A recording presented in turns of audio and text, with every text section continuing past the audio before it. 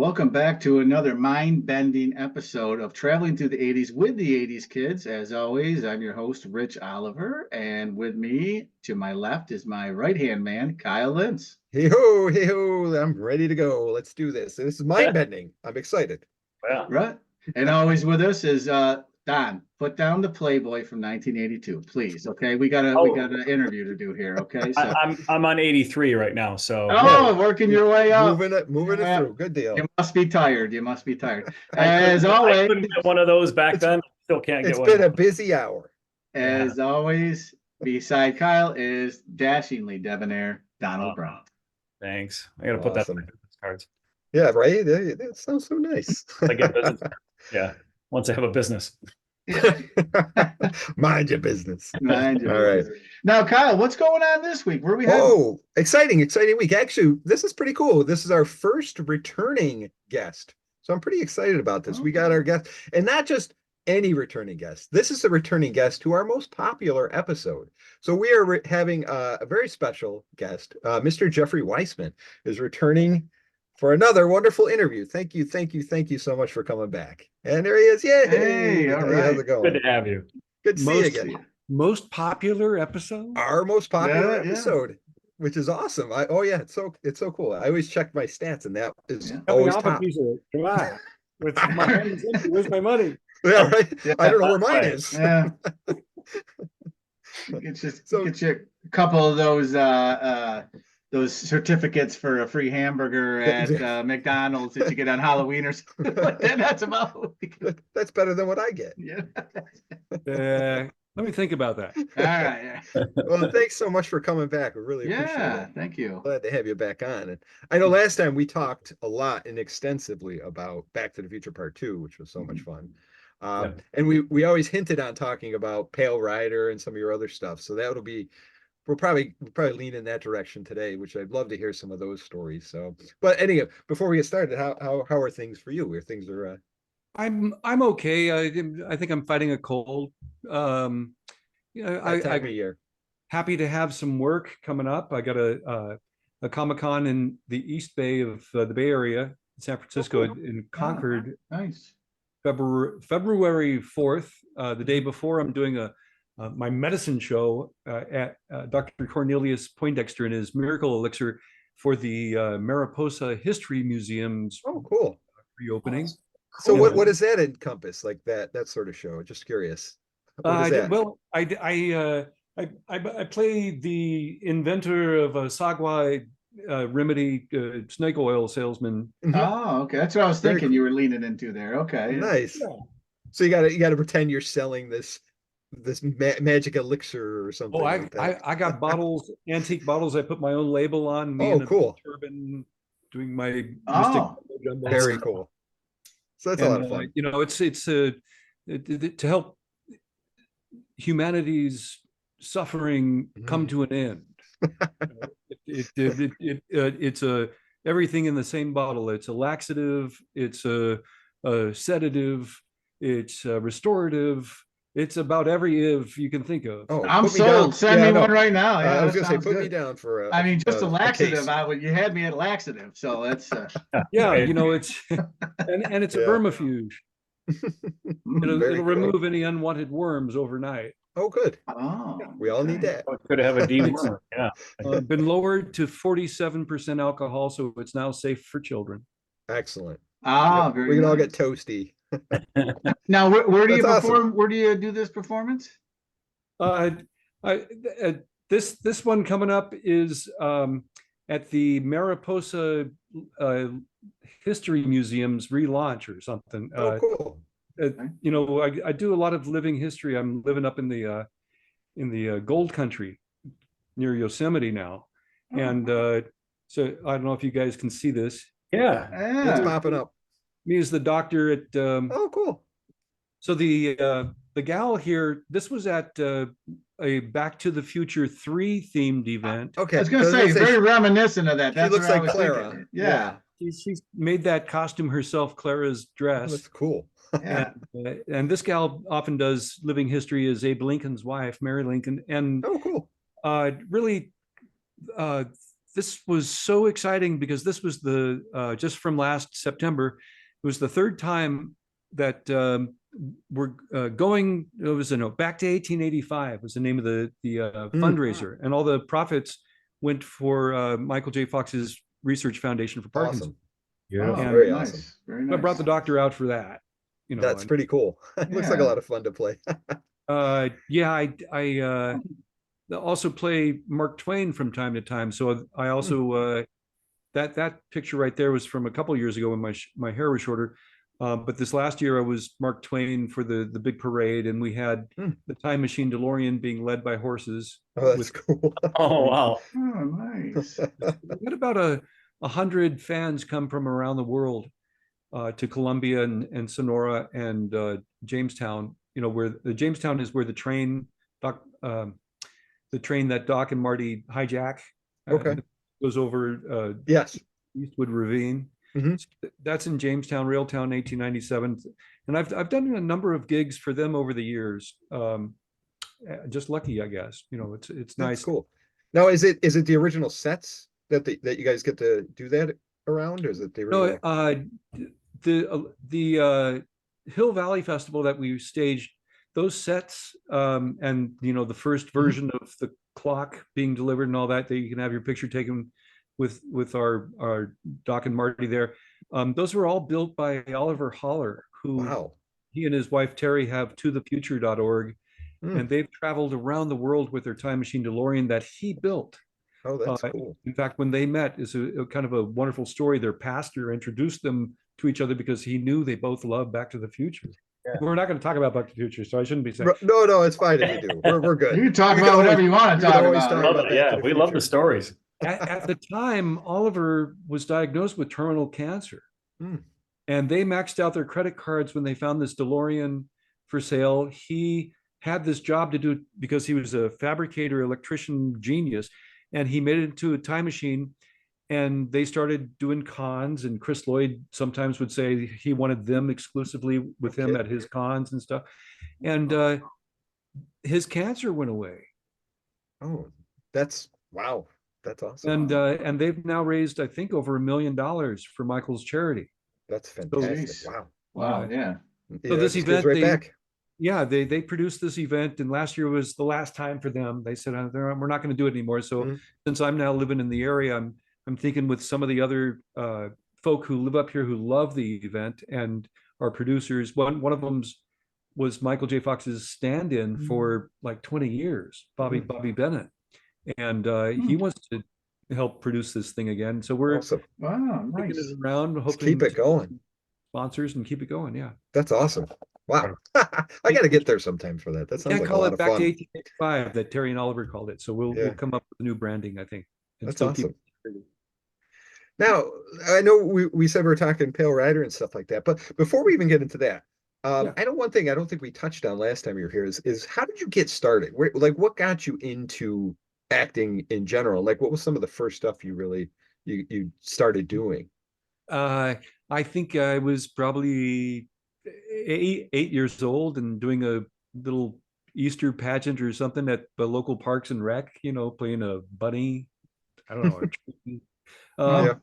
I got the bug early on. My family said I came out the womb kind of on, and from my high chair they said I would do things like cuss at the dinner table. Always putting a show on. Big brother, I was kind of full of mischief and class clown and stuff in school, and I think it was the 5th grade history teacher allowed me to take whatever period of time that we were studying and do a Saturday Night Live news broadcast from that time period. Nice. From Tutankhamun's pyramid today, one of the slaves wasn't killed. Right. Anyway, That's awesome. yeah, I was always hamming it up, and then started getting on stage seriously, I guess, in junior high, and and also started doing film with buddies. We were my friend from junior high he was friends with Chambers, the guy who did all the masks from Planet of the Apes. Oh, And okay. we got our hands on a couple of those ape masks, and Oh my man. buddy Aaron and Scott, we did some films in those ape masks, and they were very strange and fun. And then my parents would not let me go into pro acting. They wanted me to stay in school and be focused, and I was like, damn it. I knew Anissa Jones from Family Affair and several other actors that I rubbed elbows with his kids who were already working, and it just, I was eating my heart out going, I want to do that. But my parents had my mom had been a bail bondswoman, and she bailed Lenny Bruce out of jail a few times, and other actors that she knew. And my dad had private clubs, and like I remember meeting Omar Sharif when I was a kid at my dad's bridge club, and they saw actors, most of them as gambling or with bad habits. I mean, the seedy sides. Yeah. and they were right. No, but anyway. Hey, I got to stop you there for a second.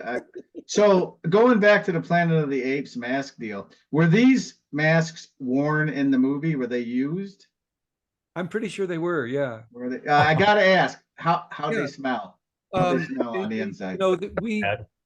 We aired them out and then put them on and made them smelly again. Okay. I was just thinking that, like, are these like just latex off the press, or are they like what they use? Because I can only imagine. But you didn't care. I mean, who would care, right? I wouldn't either. Yeah. I remember we had both the hard latex ones, and then we had the kind that you pasted on, glued on. Wow. That would articulate. Yeah, because we had one scene where my buddy Scott, he evolved from being an ape into a human, and he ripped his face off, and he ripped the pieces off. Cool. And Tom, our buddy Tom, who got the makeup appliances for us and applied them and stuff, and the mask, he then since then became an Academy Award winning makeup guy. He was Rick Baker's right. Holy God, right. That's the man. Right. Wow. Look at that. Humble beginnings to the top of the world there. Right. Yeah, it was kind of cool. I went to school in Santa Monica and rubbed elbows with a lot of people who were in the industry already. All of the Penn brothers, Sean, Chris, and Michael went to Samuel High. I did shows with Dan Blocker's son, Dirk Blocker. I'm still with, and Heather Thomas and oh yeah. Else. There were a lot of industry kids. Offspring that were in the neighborhood, and I did shows in high school with a lot of them, and kind of I couldn't wait to get on the big sets and the studios. And when I graduated, my parents weren't going to tell me what to do anymore. When I was 15, 16, but nonetheless, I joined one of these companies that supplied background for big group scenes in about 77 or so. And so I think my first film I got on was I Want to Hold Your Hand. Which is directed by Zemeckis. Were outside the Beatles New York hotel, and I was a Ringo fan, and it was the middle of summer. It was about 100 degrees in Burbank, and we're all wrapped up like it's freezing in January in New York, and people are just falling over from heat frustration. And Zemeckis was the director of that, but he brought in his buddy, this up-and-comer Steven Spielberg, to direct the crowd scenes. That's cool. So my first film, I think I was working with Spielberg. Although, wow. I mean, that's a pretty big deal. We weren't like that yet. No. So then let's see, FM. I was in the riot scene in FM outside the radio station with Martin Mull. Okay. Yep. It was a lot of fun because we had to get food tickets, I remember, to eat lunch or dinner or whatever, because there was a disgruntled Teamster employee living on the back lot, beating up the cleaning people and the security people. The Phantom of the Universal Backlot. I remember that. Worked on the Rose, Bette Midler. I remember Norton Buffalo grabbed my cap and wore it during the scene. I was like, wait a minute, he's got my cap on. Shouldn't I get something for that? But he got it back to me at the end of the shoot, so that was good. That's cool. And then I could have gone SAG. I could have gone union on Sergeant Pepper's Lonely Hearts Club Band. Wow. Cool. Because I did this scene where I got brainwashed by Alice Cooper and had these dance steps. And because I did some dancing, that upgraded me from being like a waiver to you can actually join the union now, which I couldn't afford at the time. So I was like, and so anyway, being an extra was not really fulfilling for an actor who wants to sink their teeth into some storytelling. Sure. And I think I was at a callback for Brighton Beach Memoirs or something, and the artistic director, the Dorothy Chandler, downtown LA, he said, you know, you got talent, but you got to get training on your resume, otherwise no one will take you seriously. So I couldn't afford Juilliard. I don't think my parents could at the time either. But I set my sights on going to the American Conservatory Theater in San Francisco, and eventually got in there in '81. And while doing my intermediate studies, I fell into this opportunity to screen test for a major motion picture that Martin Brest was casting, an open call called The Genius. Okay. And they had open calls in New York and Chicago and Seattle and San Francisco and LA. And I was the only one to get a screen test. Oh, wow. And I remember the day I tested, the film had gone into what is known as turnaround, where the lead actor, Warren Oates, who was attached, died. And the studios, United Artists and MGM, had merged, and they couldn't decide whether or not they were going to go forward with this film. Meanwhile, the name of the film changed to War Games. And so I tested with Ali Sheedy. But the same day I tested, 5 other guys tested who came in through their agents. Dana Carvey, Eric Stoltz, John Stockwell from Christine, Brian Backer. You know, there's some really top great guys, and we were all testing, and I was hanging out with watching Dana Carvey do his Jack Nicholson impression. It was really fun. That's gotta be awesome. That's cool. Yeah. But you know, none of us got it. Matthew Broderick, of course, got it. He had already worked on, I think he'd already done some Neil Simon on Broadway or something. And a year later, sure enough, I was up for testing for the lead in Lady Hawk. And at the last minute, my test was called off because Matthew came down in his price. I was like, shit. Matthew usurps you twice. I still haven't seen Lady Hawk. I was just like, damn it, I wanted to do that because I didn't. My parents didn't stop me from doing Renaissance fairs when I was a kid. So 74-ish, I started running away with the circus and doing the Renaissance fairs. And loved the medieval and Elizabethan and loved Shakespeare and Marlowe, etc. So I was going to rock that role. And then, you know, of course, I don't think anyone used accents unless Rutger Hauer did. I'll let you know. I don't even think he did. No, he didn't. I don't think so. I'm pretty sure he didn't, but it's been a while since I've watched it. But yeah, I don't think he did. Well, so you know, because I screen tested for War Games, I was kind of a hot item for a month or two, and I got into a lot of offices, and I think Mike Fenton, Jane Feinberg, Marcy Liroff had thought, oh, well, he's working, so they called me in about 3 months after losing the part on War Games. I auditioned for George Miller, the director of all the Mad Max movies and Babe, and great, wonderful man. And he was already signed up with Joe Dante and we all know John Landis to do the Twilight Zone movie. And 3 months after the terrible accident that happened on the last day of shooting, where when the kids were killed, Spielberg decided he wanted to finish the film. He wanted to continue it. And I was like, oh my God, that's kind of taboo, but I went in anyway because I love Road Warrior and George Miller was just a dream director, just a lovely man. And it was his first Hollywood project, you know, 1982. And I was like, this would be so much fun to work on. And my audition was to tell a joke. And I luckily told a joke that George laughed at, and Marcy and Mike Fenton, they didn't laugh. So I told another joke for them and they finally laughed. And so I got everyone laughing. Okay, good. Good. And then I got cast, as Nice. the Awesome. young newlywed on the airplane. And it's one of the best Huh. segments in that movie. Yeah, this is me doing my John Lithgow impression. And I listened to an interview once with John Lithgow, and he said that is his favorite role he's ever played. Is Oh, Really? John is just a dream. He's such a sweet, giving, big, tall man, wonderful and bigger than life. And I remember just loving being fascinated because John was kind of in shock that George was telling him, John's so big, he's usually being told, bring it in, make it smaller, whatever. And in this, George was like, no, bigger, bigger, bigger, and he came from stage. Right. He had no problem making it. Yeah. And it was just lovely watching him work. And I think 3 times, at least 2 times, I was thwarted, was supposed to have lunch in the commissary with John, just John Lithgow and me. And then one day I had my acting coach come and join us, and he got called back to set to do the, there's one, you got to look for it. There's one frame of his eyes popping out of his head. Yes. Yep. I know the frame. He got called back from that lunch date to do that shot. And then another lunch date, I had gotten scratched by a kitten.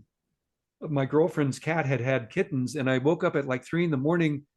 with a kitten hanging from my arm. And I was like, get up. And the next day I developed swollen glands and red Jesus. lines going up my arm. I had cat scratch fever. Hardcore, yeah. Oh, yeah.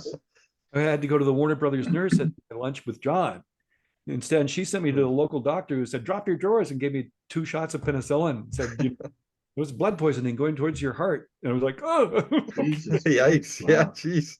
So I was kind of out of it. But yeah, I kind of struck out with lunch with John. But ironically, as an actor, I do everything I can to pay the bills because the acting jobs don't necessarily do that. They kind of pay your dues and your agent, and that's about it.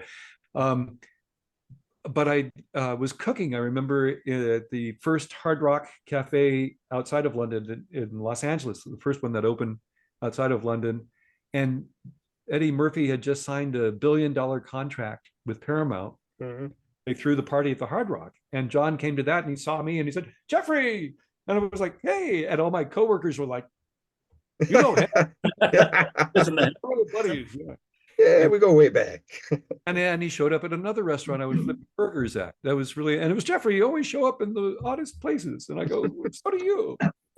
Hey, just a cool. question. So during this time where you were going to interview, like you sound like you were getting started, and then because you went to one, they would call you for the next. Did you have representation at that time? Did you have an agent? Yeah. When I was being considered, for the screen test for Wally Nacita and Martin Brest, who got fired, from War Games. Yeah, John Badham took over. John Badham came in to finish it. Marty Brest had talked to this agent who had just come out of the New York William Morris agency and set up a boutique agency in Beverly Hills. And he had mentioned me to her. And she was friends with Phil Kaufman, I guess, who was shooting The Right Stuff at the time. So she came up to visit him in Northern California and came to visit me. And she showed up at my home with a very expensive bottle of wine and said, Marty raves about you. You're his favorite for the role and blah, blah. And, we had John Lennon at one point in the film. And she said, you need to have an agent negotiate your contract before you screen test. Otherwise, the actor has his studio by the neck. They want you by the neck first. And I was like, right. Right. Yeah. So I, is this woman chasing an ambulance? I checked with one of my professors during my studies at that time, Rhoda Gimignani. Her brother-in-law was producing Family Ties, or not Family Ties, but what show was it? The one with Catherine Hellmond. And Who's the Boss? Who's the Boss, right? So and she worked as an actress all the time, Rhoda. And I asked her, I said, could you ask your agent, if they'd rep me on this, or should I check this agent? And I checked this agent out, and she was legit.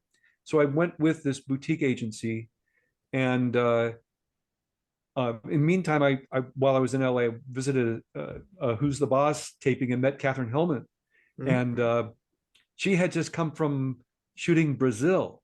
Oh yeah. And she Terry tried Gilliam. to describe the scene. She said, it was the wildest thing. I don't know how to tell you this, but they had me stretching my cheeks like this. Yeah. That's was awesome. Okay. And then when the film came out, I was like, oh my God, Yeah. this is really funny. But I sidetrack. No, that's awesome. That's a great No, story. yeah, I was just interested in that because I know it sounded like you said you were getting going, and then all of a sudden there was interest where people were starting to invite you back to apply for other things, right? So yeah, well, that agent that I signed with during the 82, she was very aggressive. I'd had casting directors like Michael Chinich, the head of casting that came from Central Files at Universal, because no one else wanted to cast Animal House, and he did. And so that he became the head of comedy there at Universal. He said, you should thank your agent for getting you in here. She's called me a dozen times for this one tiny part. It was like, she's good, isn't she? Yeah. And, no, she pissed casting directors off. God bless her, Paula Cedar. Right. And in fact, one of her clients that she kept when she dropped me, Gary Graham, just passed away. Yeah, I just saw that too. Yes. He was great. Anyway, so because of her, I would get in these offices that were closed otherwise. They usually would cast from their own files. Sure. And she, I think, was calling Lauren Lloyd at Warner Brothers and said, what are you casting that may not be in the breakdowns? And breakdowns is what the studios and directors, etc., put out to what talent they're looking for what roles in whatever they're casting. And she had mentioned, this casting director said, well, we're looking for a replacement now, the last minute, for this role in a Clint Eastwood movie. But we're going to cast from our files. And she says, well, describe it to me. Maybe I have someone. And she thought I fit the description and said, you've got to meet Jeffrey Weissman. And what had happened was Chris Penn had met Clint at a Malibu party and said, I want to do a film with you. I want to do a Western. And Clint had been asked for many, many years, I think, 5 years or more, to do Return to Western after Outlaw Josie Wales. Yeah, because that was like 77-ish, I think. So it'd been a while. And he finally said, I'll do Pale Rider, and sent it to Chris Penn. And they offered Chris the role of Eddie Conway. And Chris threw it back and said, I want to play a good guy. I want to play a bad guy. So that's when they put Chris in the role of LaHood's son, the character that attempts rape on Sidney Penny's character. And so the actor playing Teddy Conway, Eddie's brother, Chuck LaFont, was moved into Eddie. And so Teddy became open at the last minute. They were in pre-production, already built the sets and were ready to go into production. So I knew, by day after tomorrow, I've got to be able to cry on cue, because Fritz Mans, the producer over at Malpaso, is going to put me on tape and send it to Clint in Idaho, who's already shooting or in pre-production. So I have studied a lot of different acting techniques over the years, subjective personalization or sense memory, emotional recall, the method, or fantasy charging and repetition, the Meisner. And I, wasn't going to leave anything to chance. I had a lock of my grandmother's hair, who was the only one in my family who said, Jeff, you want to be an actor, darling, don't let them tell you what to do, do what you want. So I had a lock of her hair in my pocket. I did the fantasy charging, my father's body that I had to cry over in the scene was there. And I didn't need any of that. The script was strong enough and I was charged enough beforehand that the tears came pretty easily. So Clint got to see that on the tape that was sent. And on Monday, I was on an airplane going to Ketchum, Sun Valley, Idaho to shoot Pale Rider. That's awesome. So it's a quick turnaround, just like with Back to the Future 2. You said like over the weekend, you're shooting the next, the next Monday. It's sometimes like that. So here's a pic from Pale Rider there. That now is that showing up? Yeah. Yeah. I So- love this film. It's a great movie. This was a very incredibly hard scene because we I kept putting my foot in my mouth with Clint. You know, he didn't, I don't think he cared for the caterer and that we first had and fired that caterer. And he had a brand new caterer the next day. And my ex-wife, I'd flown her in to be with us. And it was just her, Clint and myself having steak and lobster that this new caterer was serving on the top of a mountaintop in a blizzard. It was like, it was very Wow. surreal. Yeah, that's crazy. And I remember we had all the Stockburn's deputies fly in, and we were going to go shoot, and this blizzard set in just after they arrived, and we got snowed in. You know, for 3 days it shut down shooting, and you know you get all these actors and crew on per diem. The party started. You know, it got a little wild, and I knew finally the storm was going to abate, and I was going to have to get back to work. And so I knew that I needed to, you know, pull myself together, and because I had to cry in this big scene again. And I don't know if you can tell. Let's see if I can show this again. Is that the same shot? Yes. That's the same shot. Okay, I have a different shot that I probably lost now. Oh, there it is. I had to cry, and yet with the wind chill factor at 10 below, I knew I was crying, but the tears kind of froze. Yeah, sure. No kidding. And it took us actually 3 days to shoot that scene, you know, where Daddy gets shot from head to toe. Mm-hmm. Doug McGrath did such a great job, and it was originally Rip Torn in that role. And I don't know why Rip didn't do it, but Doug came in and did a fantastic job. Mm-hmm. But every time, you know, first he's got to dance, and then they shoot his bottle out of his hand in the rock and all that. And each one of those is like a different take, and almost each time they do it, he's got to get rewired. Mm-hmm. And you know, wires got to go up each sleeve for the rock, or the bottle to break, or the bullet holes to go through his boots or whatever, you know. And it took us, and to get all the angles of all the deputy shooting and wonderful John Russell and his crew, you know, all the takes, it took us 3 days to get that one scene. Oh. And the first day we're in sunlight, but there's snow on the ground. The second day we're in a blizzard.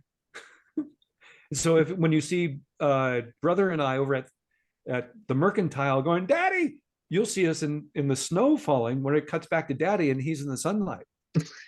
But the cuts are so quick, you don't. Yeah, I don't think I noticed. Now I gotta have to pay attention. Editor was genius on that. Very good editor. Yeah. And then by the third day, when we finally get to Daddy's body, all the snow had melted, so they had to bring in the oil-based fake snow. And I remember we talked about the blocking, and then we went, and Clint learned from who's Dirty Harry director. He learned to shoot rehearsals. And this was just a rehearsal, our first time finally doing it. And Chuck, who plays Eddie, went to where I was supposed to go. And so I had to go shift gear, running full blast, and I slipped on the oil-based snow and almost kicked poor Doug in the head and went to where Chuck was supposed to be. But it looked very real in the moment, you know. And we're crying, you know, saying, we know that, you know, he shoots the rehearsals, so it might be used. And sure enough, as soon as Clint called cut, I heard him say, let's move on. And I was like, no. And it was like one of the first times I got into Clint's face. I said, Clint, Chuck didn't hit his mark. I almost kicked Doug in the head and blah, blah, blah. I slipped on the oil-based snow, and he goes, no, it looked good. You know, we'll just cut from your face. So that's what that shot was from. Okay. Wow. Yeah, I can see it in my head, because I remember how you kind of swiftly move around that one side. It does look like you're kind of sliding. So yeah. Yeah. So once again, the editing the editing was so good Mhm. that you can't tell the difference in the I keep bringing up the wrong things. Please give me a second here. Oh, you're Um, good. you can't tell that the days are different. So this is that where I'm crying over daddy's dead body, and it's just a rehearsal. Hmm. And I think what Clint learned is that, if the actors think it's a rehearsal, they're going to give you a more natural, Right. intense performance. But I'm trying to cry, and they're just freezing in my eyes there. Anyway, That's a smart move. I mean, to do Yeah. it that way, but back then of, having the cost of the film too, like now it's like, yeah, we can shoot forever, but lots of takes, thinking of unless it's from a a cost big budget. perspective, yeah, that he did that, but I could see that where the rehearsal, it would, if you didn't film it, like that was perfect and you could never recreate it again or Right. hit those Yeah, and marks. also, Spend more I didn't time. argue anymore, especially when he said, "We'll just cut from the close up of your face." I was like, Yeah. I mean, I don't think too many directors could get away with that. I think, someone like Clint Eastwood could, but a lot of other directors I don't think would really benefit from that as much. Seems like he just has that power behind him. um, Dick. I'm trying to think of the Dirty Harry director's name that he learned that from. Dick, not Dick Smith. Dick. Anyway, Yeah. so What- and then he learned it from John Ford, who would shoot rehearsals as well, as legend has it. And Was that one of his first forays into directing, or was that the first, or how? Don Siegel. Don Siegel, not Dick. Yeah. Don Siegel. I'm sorry, As Google far it as while we're talking. as far as Clint, yeah, he was Yeah, directing back then. I think he had directed. He directed Blame Outlaw Mr. Josie Wales. Oh, really? I see. Yeah. Mr. Outlaw Josie Wales. Yeah, He he was directing, I think he co-directed Dirty Harry and Oh, really? I know See, I yeah, so he was never knew that. involved. I always assume it's the newer movies. You always hear about him being the director, but I never really realized he was that involved back then. I just thought he was the Yeah, he was star. always in that both sides of the camera. He was always both sides. smart move because you get Mhm. not one but two fees that way. That's true. I think on Pale Rider, Warner Brothers gave him a bus Oh, Yeah. very nice. to live in. Well, with his reputation too, you could just show up and be like, "Yeah, I'm directing here too." So, Yeah. Well, I kept Carrie Snodgrass from leaving the shoot. She kept butting heads with Clint and Michael Moriarty because Carrie was a genius actress who saw her character as really being much more empowered. Here I have this young daughter who obviously was sired by an Indian, a Native American, Mhm. and I have this man whose life is being threatened every time he goes to town. I'm going to fight for these men. And she wanted to, grab the horses when Michael Moriarty's character is going to town the first time, and Clint was like, "No, don't do that, Carrie." And Michael was like, "Don't do that." And she goes, "But she would." She was fighting for her. I mean, Carrie was nominated for an Academy Award for her first major role in Diary of a Mad Housewife. Mhm. She had a lot of talent, and she'd like start swearing, and I, damn them, blah blah. And I'd say, "Carrie, have another strawberry margarita," talk you down.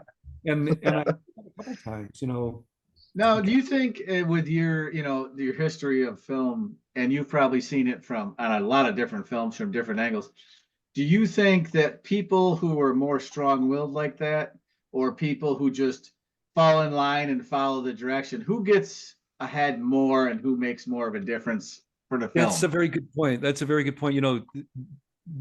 Me in particular know firsthand that probably the biggest role of my career was because an actor got too headstrong. Mhm. Because it's true. Crispin wanted the painting that he and Leah did while rehearsing is part of the set of the McFly home. And Zemeckis was like, "No, I got art directors." And he flipped out. He didn't want his hair trimmed by Kenny Chase, and when he passed, closed his eyes for a minute in the makeup chair, Ken started cutting his hair that bothered him. And Crispin flipped out, Yeah. and so Crispin, became problem child on a very big budgeted, highest grossing film of 85. Mhm. Right. And so he shot himself in the foot when he came back asking for $1 million for the sequel. Yeah. And he said, I didn't ask for $1 million. And yet during the shoot, I remember Spielberg coming up to me in the role that should have been Crispin's, saying, "So Crispin, I see you got your $1 million after all." And he was so I'm like, anyway, I was a big fan of Crispin's, and I was really actually sad that he didn't come back to do the role. But at the same time, now I'm happy because I have this lovely recognition for kind of being the glue and keeping most people, don't care that much, but a lot of people still don't know that there was a different actor in Right. part. That's true. Those Rich, that have paid you'd say the attention same are like thing? furious, Everybody that listens to our show does, so don't worry about that. Yeah, now let me ask you a question. Let me ask you a question. Now when Spielberg came up to you at Back to the Future 2, did he remember you from I Want to Hold Your Hand? Did it finally click and he's like, "Oh my God, what are you doing here?" I'm not sure. I know definitely not from I Want to Hold Your Hand. But here, let me show you some. In between, acting jobs. Let's see if I've got this handy here. I'm probably not spelling right. Just a second. In between acting jobs, I fell into playing Stanley Laurel at Universal Studios in Hollywood. And I remember that we were doing they called it the Universal Hanna-Barbera handshake, where all the Hanna-Barbera employees coming up the hill, and then all the Universal employees were coming down the hill, and we were all handshaking together. And Spielberg came out for that.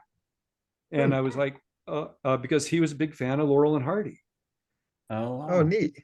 And I sent this photo to his office at Amblin, and he signed it for me. Oh, nice. And That's so great. you can see he signed that. So I don't know, maybe he remembered me from that or something. Cool. It's possible, but he didn't talk to me at all, really. I mean, it was just sort of that snide remark once. I remember getting very upset hearing that. And I was in a body cast. I couldn't really move to follow him and ask him more. But I did get a thank you note from him for the baby shower gift that I never sent. So I'm not sure. Well, I guess he's busy enough that he just Right. Yeah, Take the credit. Take the credit. right. Take he it. was the wonder child of Hollywood for almost 3 decades. Yeah. He really was. Yeah. But being caught in the middle of that whole thing, makeups being based on Crispin's life mask was really terrible, and I helped Crispin get his settlement by showing him pictures and stories and stuff, and sure enough they realized they weren't going to win, and so they gave him his $750,000 million to go away. But they're still, it'll never probably die.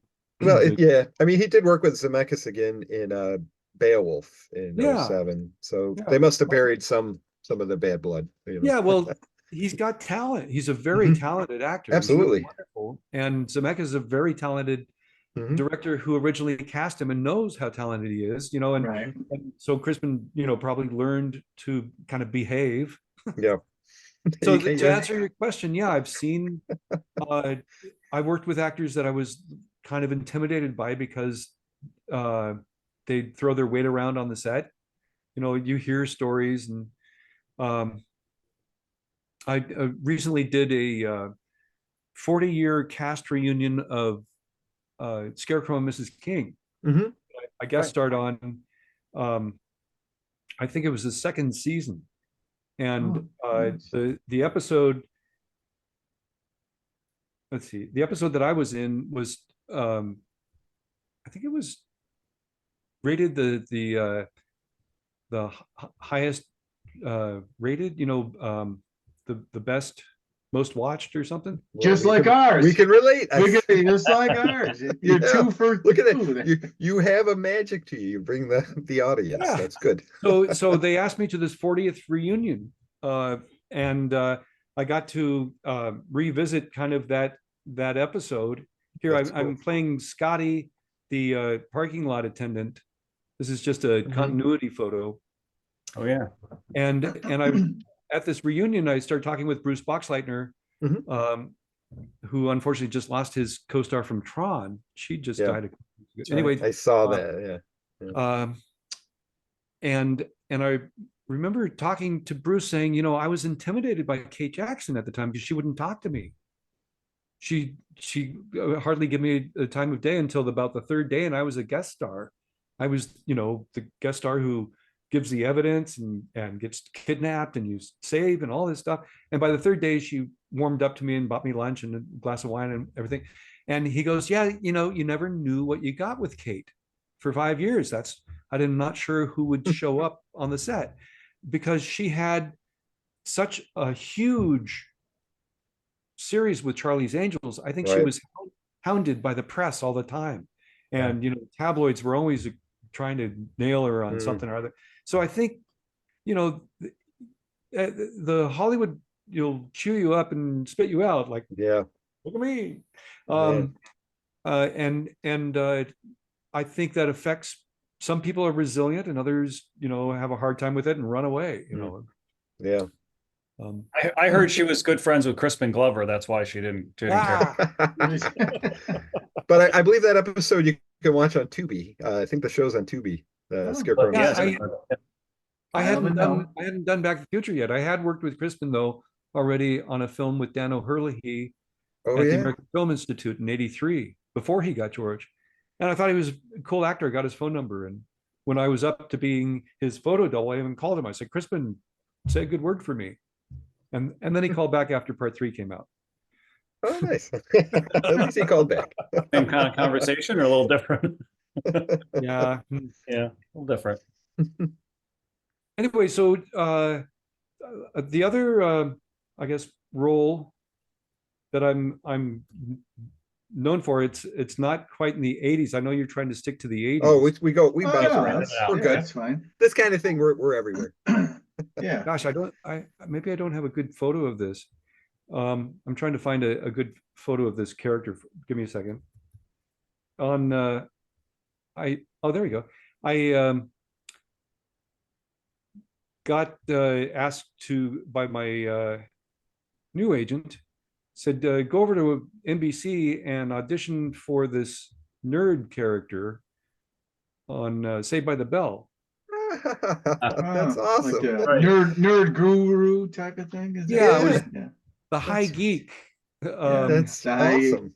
Hey, this is right in my wheelhouse because we were like in 10th, 11th grade watching these. This was our age. This was directed right at us. This is early 90s. Yes. Yep. Yeah. We were watching. And, you know, God rest him. Dustin was a sweetheart. You know, I'm very sorry that his dad took his money or whatever the hell happened there and made him kind of go south and you know rest. But I had already because I played Stanley Laurel. I used to, you know, wear my hair straight up like Stanley did in the fright wig. And I already had buck teeth since I had been called back on Revenge of the Nerds. I said, I'm going to get a nerd character yet. You know, I was up on my science project and great movie. I go up on Weird Science. I went up on a lot of, you know, roles for nerds, of course. That's what the 80s really, Yeah, it was. How old were you in that picture? Oh, probably about, you know, 25, 27, somewhere in there. Okay. Anyway, so Nice. I put in my buck teeth and I had the thick glasses and with the tape and the pencil holder and I had my hair up under a fez so I could do a reveal in the hair. And I take out of the fez the magic retainer that would bring good luck to little Screech. And you know, Casey Kasem was the other guest star on that episode. That's right. The producer I remember and said, that now. This is the one with the Zack attack with the band. Yeah, Rockumentary. when they look back on it. Yep. Rockumentary was the name of the episode.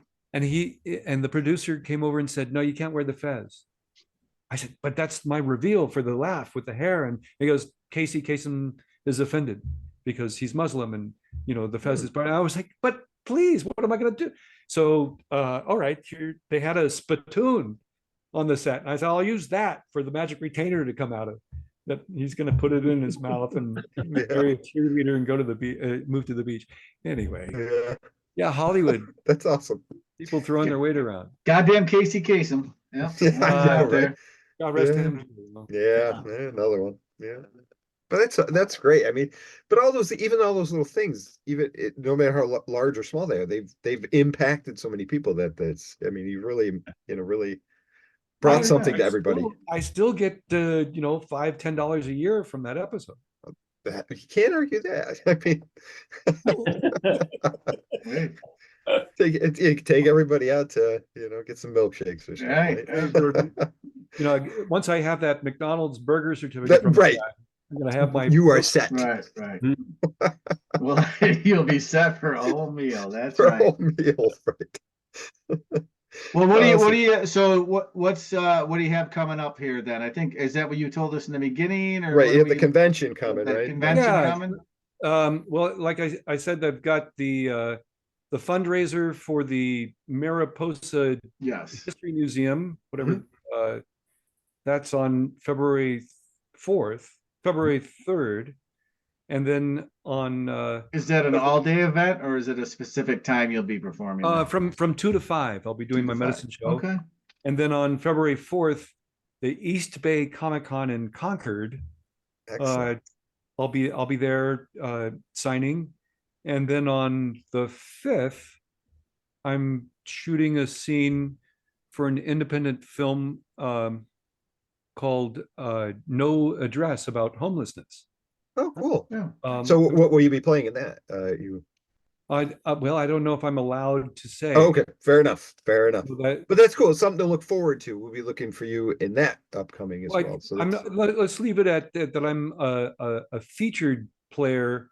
Let me see if I can do this share thing again. I can say that it's got these people in it, Billy Baldwin, and awesome, Beverly D'Angelo. Good cast. Yeah, my picture. Why is my picture not on the poster? I'm not. You should. Wow. Surprise guest. I mean, they don't want to. You should be like, there you go. On that poster. I mean, they don't want crowds lining up at the theaters that are going to hurt people. Because they see you there. They want. Make a face in the window of the RV. You've got a big following. Yeah. Right. Or maybe they don't want me to get hurt. I think that's maybe. Right. It's true. Yeah. Well, that's awesome. Well, thanks. And I just got cast as well, literally a day ago, in a fundraiser film where I'm gonna play a Moriarty in a new Sherlock Holmes story. Oh, cool. Yeah. Now that's cool. I could see you doing that. You've got that look. I really am looking forward to this, because this one is a fundraiser for this recreation of Sherlock Holmes study, but it's multiple rooms, and they've just lost the building, the antique building that they were housed in, and it's going to cost them $500,000 to go to this new location. Jesus. So the film is for fundraising for that. Oh, nice. And then you do a lot of great fundraising for these museums and all these great things. That's awesome. The power of my celebrity. That's great, though. I've got a grandfather who's great. Anyway, and then I've got a few more days on a it's a passion project by a director who wants to show that he can direct, but he's also an artist for comic books and video games and such. And Rolf Moore is his name, and he's doing a film that's a mashup of American Graffiti, Back to the Future, Close Encounters of the Third Kind, and Men in Black. I'm sold. I want to see it already. Yeah, that's cool. It's so strange, and gonna be really fun with a lot of special effects. And I've already shot 3 days on it, and awesome. They did some more fundraising so they can continue shooting, and that's awesome. This sounds great. I mean, I'm really excited to see you in all this stuff. So that one's called Back to Graffiti. Okay. That's great. There's American Graffiti. Cool. Yeah.